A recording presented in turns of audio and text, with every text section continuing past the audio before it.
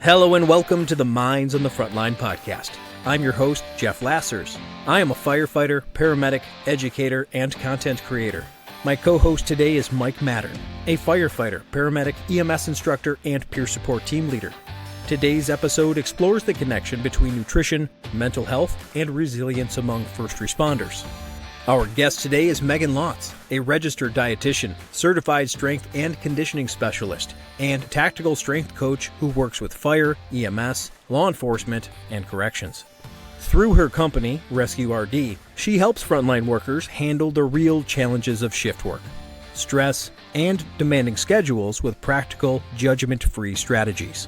In this conversation, Megan discusses how nutrition impacts mental health, why traditional advice doesn't fit the lifestyle of most first responders, and simple, realistic steps that anyone can take to eat better.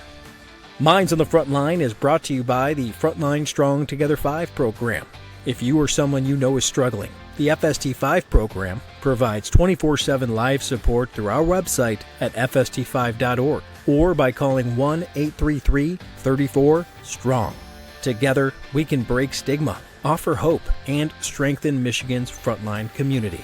For more information about FST5, including free resources and ways to connect, please check out the episode description and follow us on social media. Thank you and enjoy the show. Good morning, Megan. How are you? I'm good. Thanks for having me. Well, thank you for joining us in the Minds of the Frontline podcast. Go ahead and introduce yourself, who you are, what you do, and where you do it. Sure. So I'm a civilian registered dietitian specializing in first responders. I currently work full-time, again, as a civilian dietitian for a large department just outside of DC. We have about 1,600 firefighters, 1,400 sworn officers. And I've been working for relatively large departments in the DC area since 2017, so about 8 years now. So I am a civilian dietitian. I've never been a first responder. I'm not married to a first responder, but my job is not to just preach nutrition and tell you to eat your vegetables all day, but actually to teach you how to apply it in shift work. So basically translating the textbook nutrition information you'll find on the internet and putting it into that shift work language where I'm tired and cranky and I don't feel like eating a vegetable kind of thing. I love that, like proper fuel, hydration, and rest. And you're here to All translate it to Mike and I's cousins of the 5 disciplines in the first responder community, which is not easy. You know, we classically don't eat or hydrate well.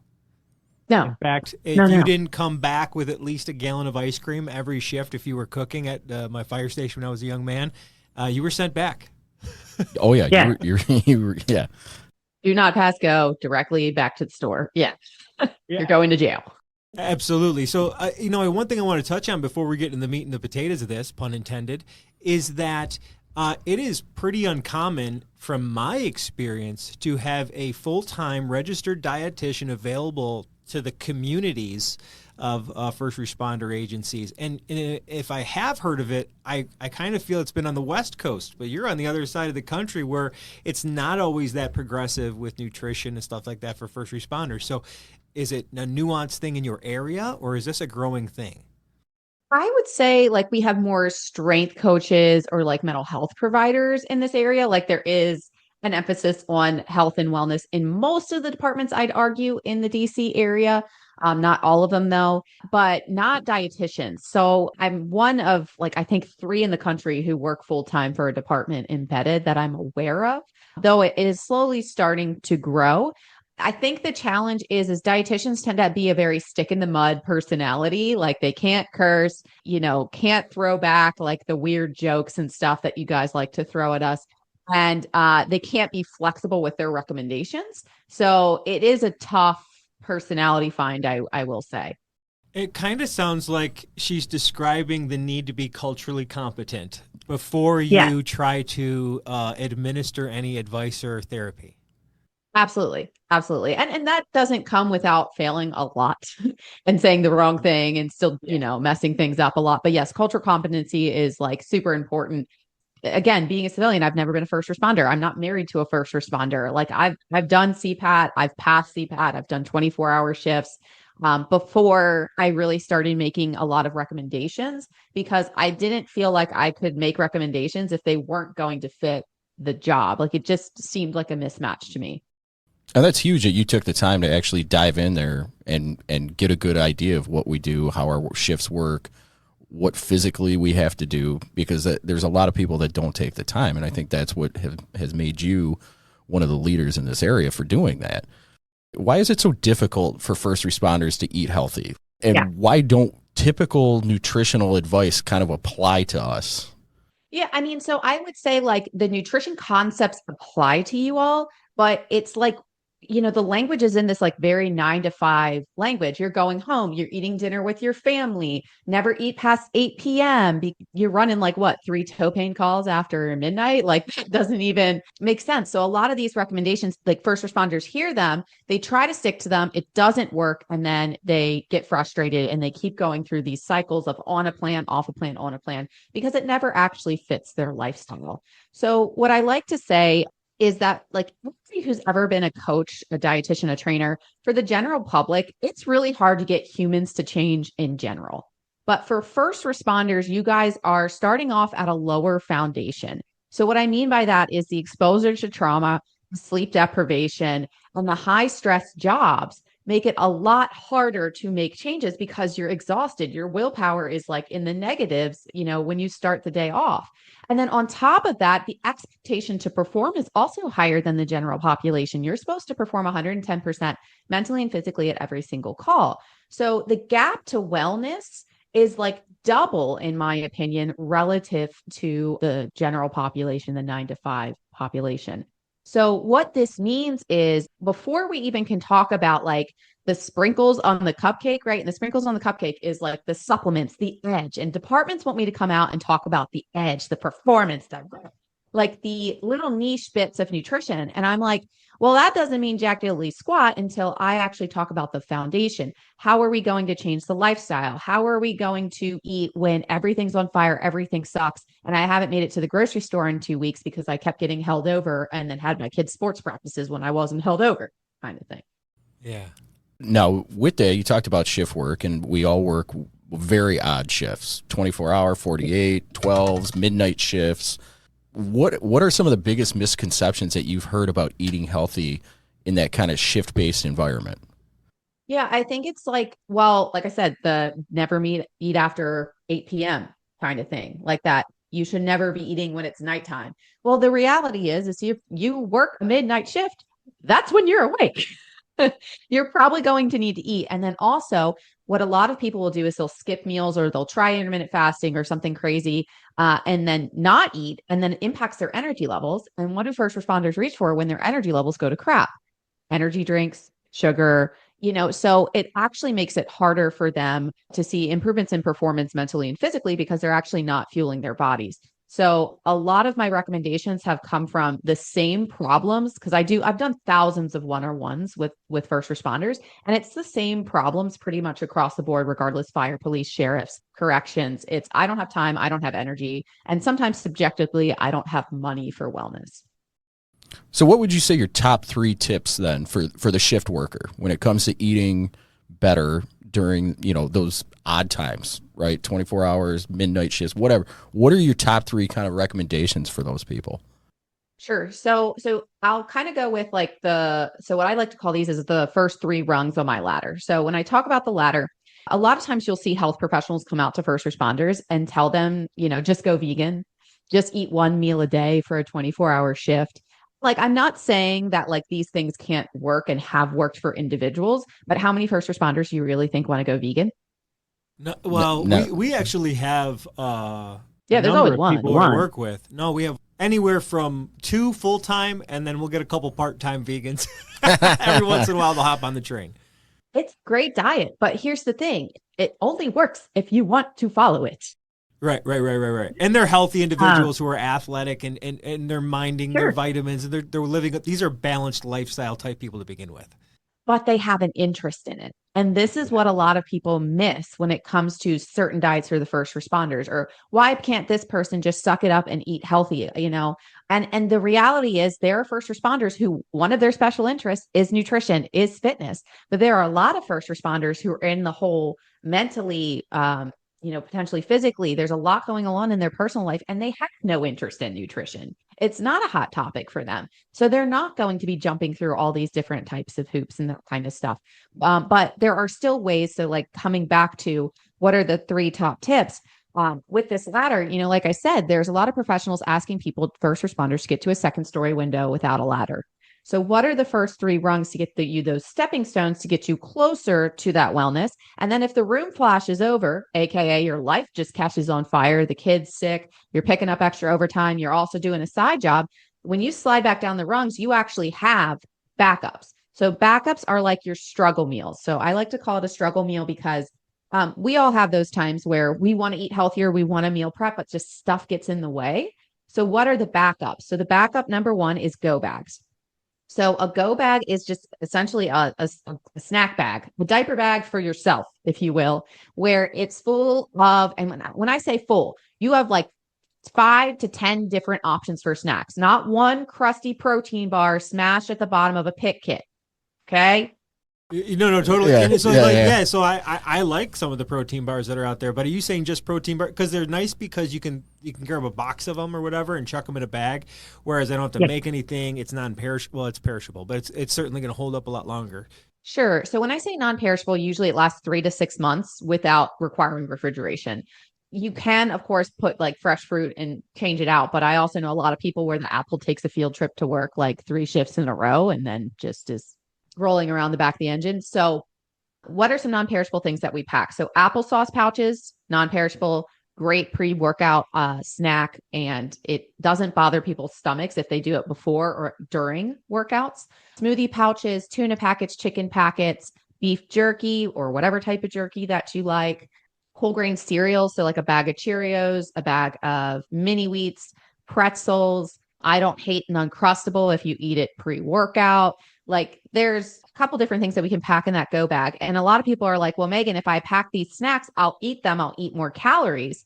And yes, but you also have to think about on a 24-hour shift, on a 12-hour shift, you're probably moving more than the average person. A lot of my even busy medics, especially in the DC area, they're getting 15, 20, 25,000 steps without really trying.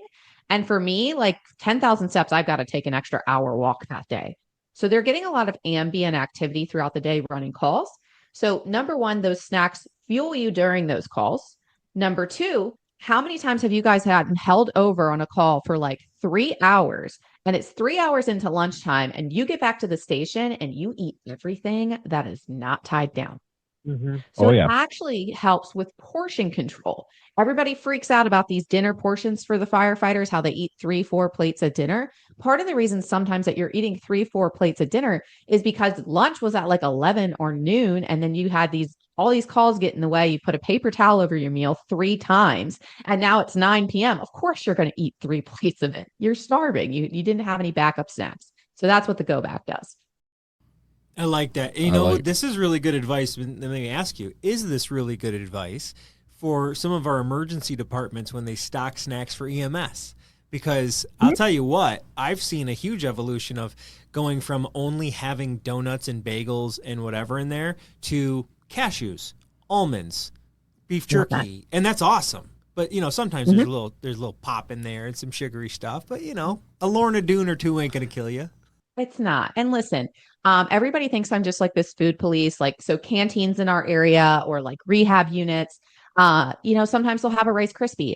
And depending on when you're using it, like a Rice Krispie, not only does it slap, I'm sure, during a fire suppression related call, but it's actually continuing fueling. You're getting the carbs you need to continue pushing at a level that, again, the 9 to 5 is never going to do in their lifetime, except for maybe when I do yard work and it's 80 degrees out and 100% humidity in Maryland. So you're allowed to have some of these treats and fun things in your diet. In fact, it's actually better, I would argue, because when you tell a first responder they can never have pizza again, what do you think they want the most? Pizza. Yeah. Yes. It's not just first responders. It's me too. Like, I used to do bodybuilding. And if you told me when I wasn't allowed to have certain foods, when I finally had it, I would binge to the point of discomfort. And I'm professional. So, it actually creates like a mental health concern sort of for some people, especially that type A, really rigid personality. So having a mix of foods is important, not only for sustainability, but also it can be a fueling tactic depending on what types of calls you're running. So how can somebody plan to make better choices for their meals, not just their snacks? Because snacks, I get it, like you end up consuming so many calories with a little snack here, a little snack there. So it's good to have a high quality snack, but at some point we got to have a real meal. And so tell us what that's got to look like to kind of avoid those worst days. Yeah. So like I said, the snacks can help with the meal portions and can help with bridging the gap between meals. But the meals piece, so like what are the struggle meals? So the struggle meals I like to categorize as like your healthier frozen meals and healthier fast food. So all the time I get from some really health conscious firefighter or first responder, why are you recommending fast food, frozen food? Well, guess what? We're looking at a better bad decision here, people, because what are you going to get when you roll up to the Chick-fil-A when it's like 3 hours past lunchtime? Not a salad, So having a list of things that are going to be those better choices that you can try to choose literally in your phone 80% of the time, you're going to do a lot better than before where you're just kind of winging it. And I've gotten a lot of firefighters to lose like 20 pounds on just better fast food choices. So you actually meet the person where they're at and where they feel like they have control and then kind of keep pushing them forward. So in terms of better frozen or better fast food, we are looking for a protein and a plant at each meal. So this is the easiest way for me to simplify the two biggest gaps in first responder food choices, which I would say, okay, yeah, protein's not really a gap for first responders. You guys aren't scared of protein, but it's going to be important for muscle gain and maintenance. So, chicken, fish, seafood, kind of ideally dairy, eggs. Those are going to be our main choices, ideally. Sometimes some, red meat in there for razzle dazzle. And then the plant is going to be things that are higher in fiber, which will keep you full. So a fruit or a vegetable, again, it can be fresh, canned, or frozen.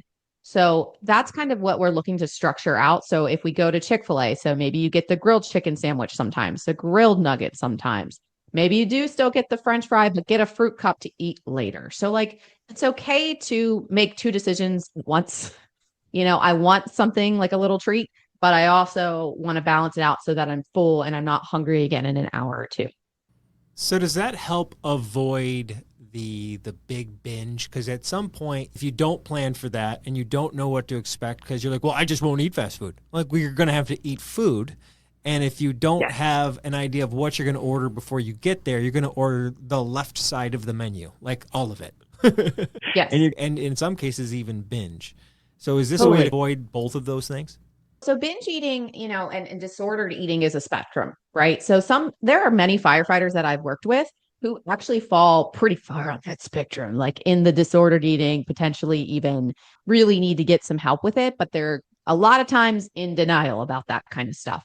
I can't believe how many unhealthy relationships with food I've seen in first responders. It's unbelievable. Sure. And it's crazy. Like, you ever notice after a bad run, where does everybody go? Oh my God. And everybody goes to the kitchen and starts eating. You know what I mean? Like, yeah. We had one guy who was like he would not eat all day. He'd have like one of these shakes, whatever was cool 10, 15 years ago. And then whatever, right? But we'd catch him in the kitchen. In the kitchen. We would leave out plates of cookies to test his will. And it'd be like a deer in the headlights. Oh, we somebody set up a trail cam in the refrigerator for one of those guys, and they caught him. Same deals. They caught him on the trail cam at like 2 a.m. Yeah. So is that what you're talking about? Unhinged. You know what? I'm not terribly surprised, but yes. So what a lot of times, again, so I see a lot of like really health conscious first responders who want to help other first responders, and they do it by shaming them. Like, you signed up for this. You need to be fit and you need to make healthy decisions or you're going to die of cancer and heart disease. And they're not entirely wrong. Okay. Like, I get that. But we have tons of evidence to support that shaming people actually makes things worse. And guess what shaming often leads people to do? Binge eat. Right. So I think, number one, it helps to work with a dietitian or even potentially a therapist to discuss food-related behaviors. So a lot of my first responders I also have noticed they've come from adverse childhood experiences. So they have some trauma from the childhood that could be related to food. Maybe they had that almond mom who told them they could only have like celery and called them fat and like all those kinds of things. So they restrict and binge on food that way. Or they had like 5 and 6 brothers and sisters. So they inhale as much food as they possibly can because they don't know if they're going to get more food. So food insecurity can be a problem. So some of this stuff is actually deep rooted. It's not like, oh, I didn't really eat that much today, and then I got really hungry and ate too much later, it can be some deep-rooted stuff that I am not qualified to talk about. But the stuff I'm qualified to talk about. So to prevent binge eating, number one, we want to restrict that, like, this food is good, this food is bad. I'm not allowed to have this, but I can have this. This is healthy, this is not healthy. And like sometimes we need some of those labels to kind of describe what to eat a little more of and what to eat a little less of. But what I'm trying to say is, again, telling the first responder they can never have pizza again doesn't usually go well. So we're trying to eat more of those, yes, I'm allowed to have a piece of pizza, but I want to try to not eat like 18 slices of it. Allowing yourself to have what you're craving in the moment, but then rounding it out with some better choices. And then number two is making sure we don't get to a point of hunger that like there's a point of no return, which is where the go bag comes in. Maybe even a snack before dinner. So a lot of people will try to wait to eat before dinner. Then of course that call pops off right before you're about to take a bite. It's okay to have like an apple or a salad or the salad first or some veggies or something like that. I know it doesn't sound sexy or fun, but that actually also helps with portion control. And then if you do get that call right before dinner, you had something. Now, you just mentioned working with a dietitian, but you also said maybe a therapist as well. And it all kind of works together. And so tell me a little bit, what role does a mental health provider or even a sleep specialist play when it comes to like improving your eating habits? Sure. So you and here's the thing, working with one of the above can help you zoom out on your life, look to see what is the biggest problem. Because sometimes nutrition is the biggest problem and something that we can work on first. Other times, if your mental health is absolutely you're going through it, you are hitting rock bottom or you're pretty damn close to hitting it, me coming in and telling you to change your entire diet is not going to help. Yes. Are there nutrients that can help with mental health and reduce depression and reduce anxiety? Yes. But guess what you don't want to eat when you're depressed? Anything healthy. Yeah. Anything vegetables. Like I just find it interesting when you read all these papers and articles about nutrition for mental health. They're not like talking about the other side of the coin, how no one wants to eat those things when they're sad. You said meet them where they're at, right? You can't meet them on this like, well, of course, if you only ate this much carbohydrates, this much. But yeah, it's not a medical process here in the sense of you can just prescribe a protocol, because these are people struggling with, it feels like, their emotions, their thoughts, their themselves, which you're seeing the symptom of the eating choices rather than the reason they're feeling bad. And it's very similar to like substance use. That's what as I well. mean. That's it all instead of drugs, alcohol, they're using food. Right. And you can't cut food out. Yes. You can't cut food out like you can cut alcohol out. So it becomes very difficult for people who especially are in the recovery phases from like drugs, alcohol, or what have you. So and same thing with sleep. If your sleep is garbage, it's going to impact your food choices. One night of bad sleep leads to a 24% increase in hunger due to a change in hunger hormones. So we see a 28% increase in ghrelin, the I'm hungry hormone, and an 18% decrease in leptin, the I'm full hormone. So you wake up the next day wanting essentially brunch, right? Salty foods, sweet foods, fatty foods. And that's one night of bad sleep. So a lot of times what first responders don't realize, I'm actually catching a lot of 28 to 32-year-olds with sleep disorders. So, and I'm not saying I'm catching them by like giving them a sleep study. I send them to go get a sleep study done and like major obstructive sleep apnea at like 32 years old. And this was a healthy weight individual who worked out, ate pretty decent, but felt like garbage, had really strong sugar cravings, and couldn't get the last bit of fat that he wanted to get off. And once he got on the CPAP, not only did he have more energy, but he lost 2% body fat in a month. And at 32. So I think a lot of people think, oh, I'm going to have a sleep disorder when I'm like, no offense, 40, 50. And it's actually popping up a lot younger, because think about it. A lot of people by the time they're in their 30s, 5, 7, 10 years working shift work, it impacts stuff. Oh, absolutely. I mean, our dorm sounds like an ICU with all the CPAPs that are going off. I mean, no joke.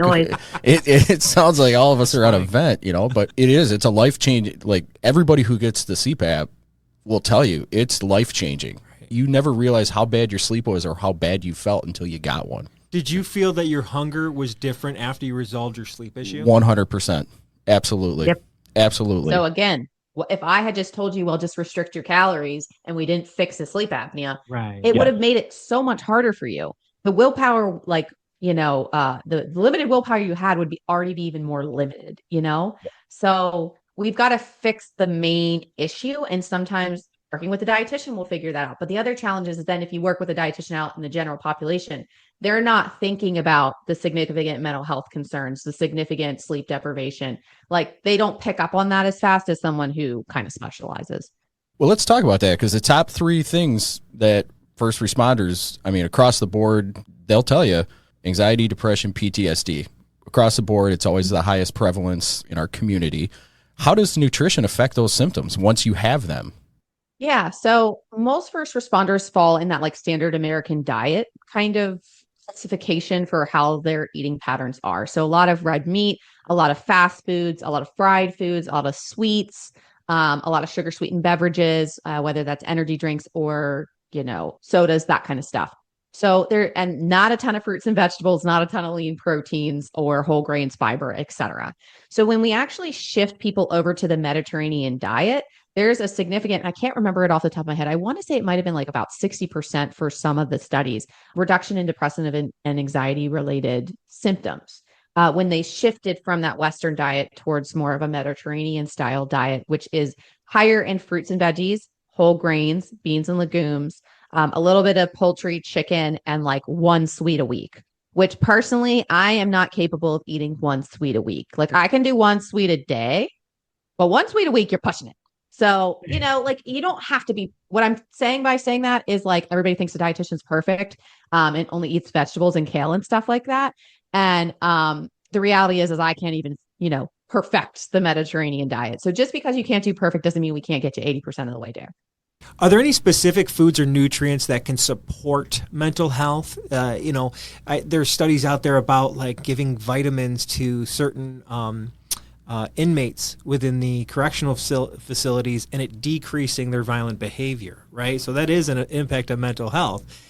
So, what foods out there do you recommend that'll help support our resilience of our emotions and our mental health? Yeah. So interestingly enough, fiber has an impact. So fiber is found in fruits, veggies, and whole grains. It's carb containing foods, which of course is the first thing any firefighter over the age of 40 cuts when they want to try and lose fat, is go low carb. The fiber is the biggest gap because again, no one wants a salad when lunch was delayed by 3 hours. So the fruits and the veggies are the things that we're really focusing on adding in. And sometimes that's dried fruit, things like the little That's It bars. I don't know if you've seen those. It's just dried fruit mashed up into a bar. Applesauce pouches, fruit cups. So I had when I had my daughter, they gave me like the Dole fruit cups with like mandarin oranges and like grape juice, and that slaps. Like I kept buying pineapples and they would just die on my counter because I was like, I'm gonna cut this pineapple. Did not cut the pineapple. So, sometimes you have those backups. The non-perishable backups can be very helpful to get that fiber in. But fiber helps keep you full. So it can counteract that sleep deprivation by adding bulk to the stomach. So you're more full between meals for longer. It also helps with blood glucose management, cholesterol management, but fiber also, when it gets digested in your gut by the little gut bacteria, it releases a short-chain fatty acid called butyrate, which can travel up the gut to the brain, which can help promote or improve mental health. So it's a really kind of crazy thought process that that's even a thing, because fiber doesn't seem like something that would directly impact the brain in and of itself, but fiber can help with that. Now, the other side of things, like I said, fruits, veggies they're high in fiber, but they're also high in antioxidants, which can help with cognition and brain health. Blueberries specifically, I believe a cup of blueberries eaten daily prior to some big exams improves test scores. So anytime I have a medic student going through medic school or somebody going through a promotional test, we're just like beating them over the head with blueberries. And that can be frozen. Get the frozen ones and put them into a smoothie so they don't go all moldy in your fridge. And then the last thing, omega-3s. So fatty fish, seafood, some like nuts and like chia seeds, flax seeds, that kind of thing. Your membranes have DHA kind of studded throughout. So an omega-3 studded throughout. So eating things that are high in omega-3s can help with brain health as well. The fiber in a pinch, things like Metamucil, Does that bang? Yes, let's just shotgun Metamucil at lineup and call it a day. Yeah. I tell you what, I got guys who look forward to it at work. I'm telling you, that's why I brought it up, man. Because it's a thing. That's why I'm bringing it up. And there's always 3 tubs of sour cream in every fridge and firehouse in the United States. With a spoon in it, at least one of them. There's a giant orange bucket of Metamucil and a big thing from Costco Tums. Every firehouse, I don't care what make or model. Yes. It is. Yes. We won't change our eating habits so we can reduce our Tums usage. Yeah, that wouldn't make sense. That would make too much sense. Yeah, but also caffeine lowers the pressure of the lower esophageal sphincter, so that couldn't possibly impact our reflux. Anyway, so Metamucil, it's a tool. So it's psyllium husk fiber. It can actually, like I said, help bind to excess cholesterol like silly putty. So you know how silly putty would like stick onto the newspaper and peel things off, rolls through your arteries, picking up excess LDL cholesterol and pushes it out through your poop. So Metamucil, it's a tool, but here's the thing. What are you not getting with Metamucil? The antioxidants, the water, well, technically the water, but the other things that come with the fruit and vegetable. So anytime someone, if they choose to log, like in MyFitnessPal or like whatever, then yeah, sure. Like we can do the Metamucil, but I don't count it towards your goals because I'm mean. No, that's okay. That's fair. And for the picky eaters who don't necessarily get to the omega-3s, is having that omega-3 supplement just as good as getting it from right from the fish? So yes, you can. The American Heart Association says about 1 gram of DHA and EPA per day can be beneficial. So I'm just clarifying, when I say 1 gram, you want to look at the back of the label and see that 1,000 milligrams or 1 gram is coming directly from DHA and EPA instead of just like 1 gram of fish oil, 1 milligram of the total fish oil, because that's not all EPA DHA. So yes, if you're a picky eater, you certainly can do that. If you get fish burps, the trick is to put it in the refrigerator. You can technically, you're supposed to put it in the freezer, but I won't remember it if it's in the freezer. So I put it next to the coffee creamer, and guess who won't forget it if it's next to that? So yes, you certainly could supplement with it, but also keep in mind, if we can get it, salmon, we just need about I think it's 4 to 8 ounces of salmon per week. So that's like 1 or 2 meals per week, to get the omega-3s that you need. But also keep in mind, salmon comes with protein. Salmon comes with other antioxidants like astaxanthin, which is a powerful antioxidant for reducing DNA damage. So, supplementation has its place, but also keep in mind, you're not getting a whole lot of other stuff when we don't get it through food. Let's get into some more practical takeaways. You've been really great on things that we can actually take home and consume as first responders. But what is one small change that any first responder can do today to feel better tomorrow? Yeah, I think it always comes back to the dang applesauce pouches for me. And the only reason I say that is it's just like the simplest fix that I have tons of testimonials and little comments on Instagram. Like, I tried that stupid applesauce pouch thing. It works. Basically, what I'm talking about is using applesauce before workouts or active trainings and drills, specifically if you feel like your workouts haven't been hitting the way they used to anymore. So what I mean by that is a lot of people are doing these fasted workouts, either because they're worried about stomach issues or some dude on TikTok told them they would burn more fat on a fasted workout. So when you look at the research, we actually find that people burn just as much fat on a fasted workout as a fed workout, because in the fed workout, they can push harder. So what I see is a first responder coming to me and saying, hey, I've been struggling to hit my workouts lately. Like, the weights are feeling heavier halfway through. It feels like I'm running through sludge. Like, they're hitting these walls. And all of us have done that in a workout or a training or something like that. You just don't feel like you have any more gas in the tank for what is normal for you. And when we add an applesauce pouch, like 10, 15 minutes before or between the weight training session and the cardio session, if they're doing 2 of those, then we see a substantial improvement in their workouts. And I've actually gotten some of them off of pre-workout caffeine, like pre-workout powders, which sounds like witchcraft. How long before the workout would you say to take that pouch to get the maximum effect of it for that workout?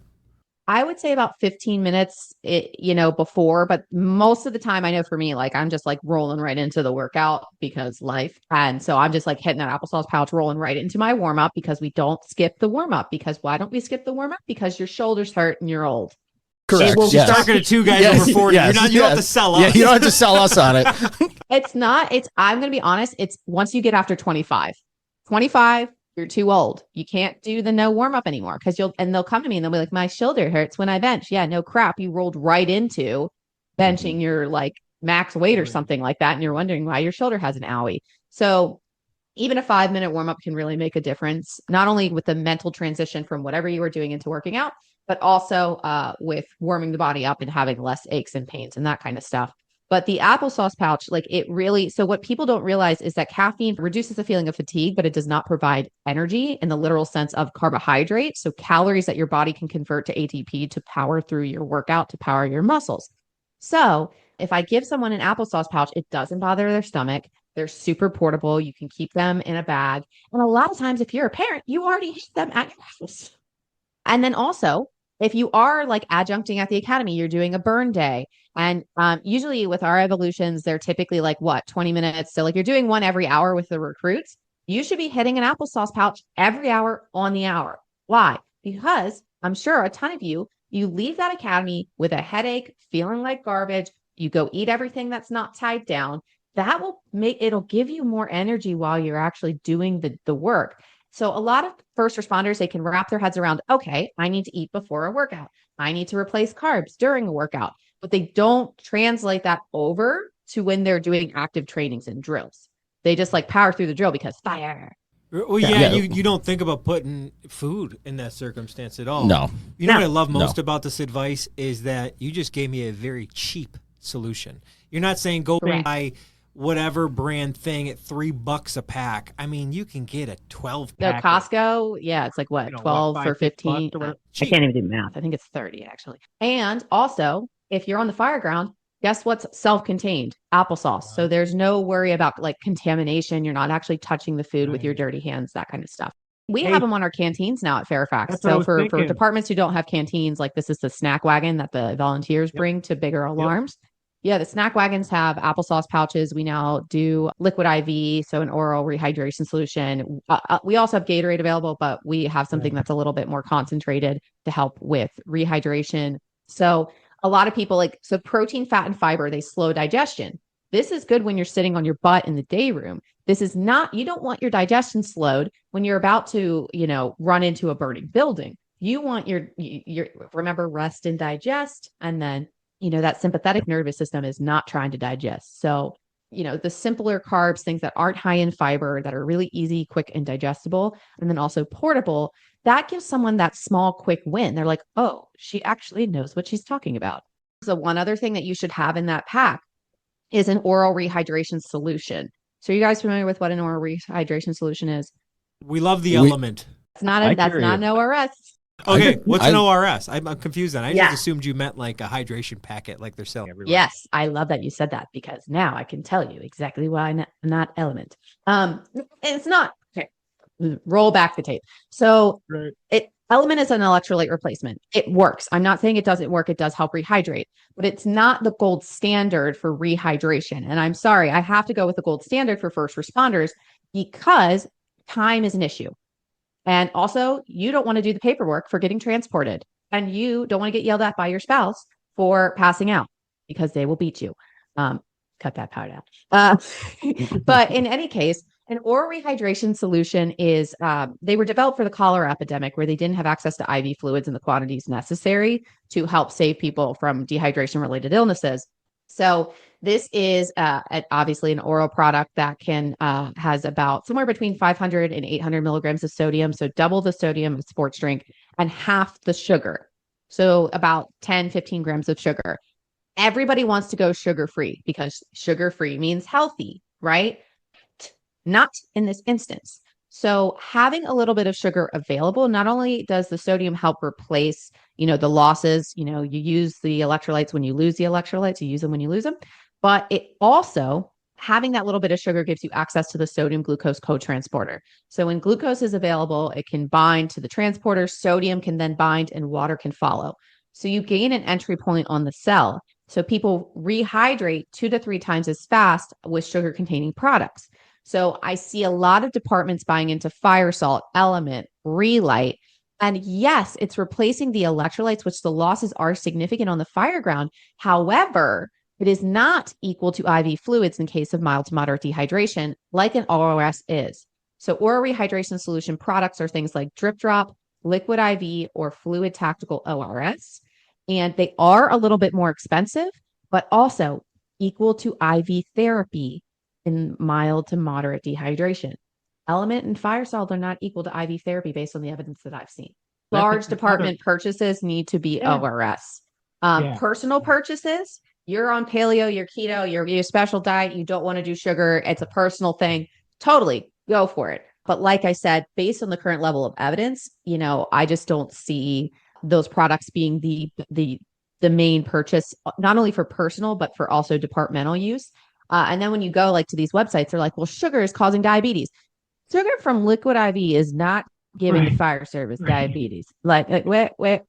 So you've provided a lot of information today, and we hope to have you back. But where can first responders go to find more of your content, your resources, and this great practical advice that you have? Yeah, so I am on Instagram and LinkedIn at rescue.rd. And so I post 6 times a week on first responder nutrition tips, tactics, that kind of thing. And then I have a free recipe book on my website, rescuerd.com. $5 to $6 a head, shifts of 6, 10, and 14, half a pound of protein per person. About I want to say at least 15 recipes that are geared towards those station standards that I've seen relatively nationwide. I do have a recipe book that I'm currently working on as well for fire engineering. So Fueling Fire should hopefully be coming out 2026, 2027-ish. Awesome. And you have a podcast that you speak on in fire engineering.